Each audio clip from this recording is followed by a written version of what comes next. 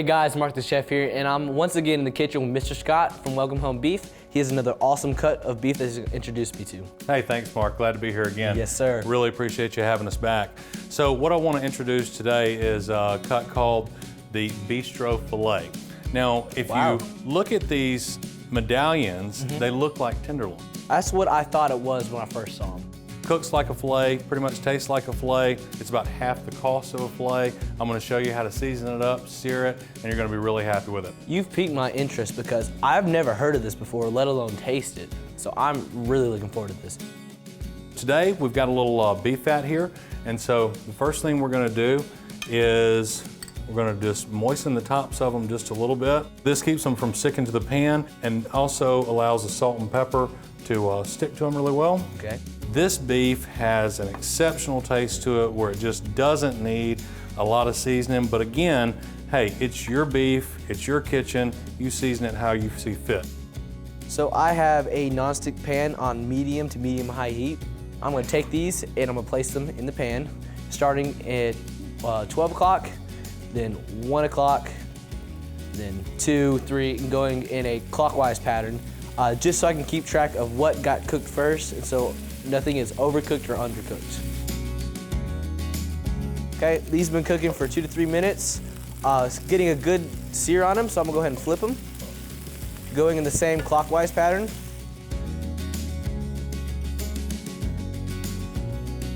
These are looking good, a beautiful color on them. And as you can see on the side, a lot of it has cooked almost all the way through. So what I'm gonna do, like I like to do with all my pieces of meat, is I'm gonna put it on their sides and sear as many sides as I can, not only to get more flavor, but to cook it more thoroughly without burning the crust that we work so hard to get.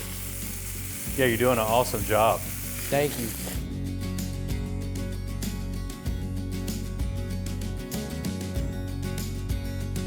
Those look delicious. So I'm gonna pull them out so they can stop cooking, and I'm gonna place them on a plate. Oh yeah, those have beautiful colors to them.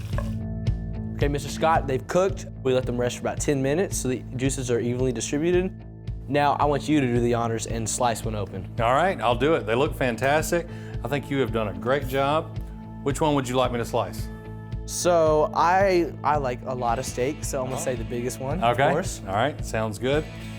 These you really don't have to worry about cutting with the grain or without the grain. They're gonna be tender either way. And you can see you got a pretty perfect medium rare right there. I think you've done an excellent job. So would you like to taste one? I would love to. Okay, here we go. This is the Bistro Filet or the Terrace Major. So I'm looking for a very tender and very beefy piece of steak.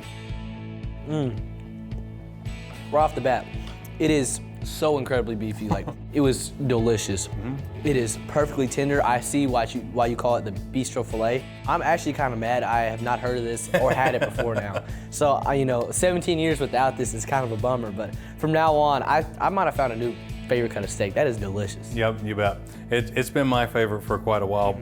How do I get a hold of it and cook with it? You can contact us through our Facebook page, or you can give us a call at the number at the bottom of the screen.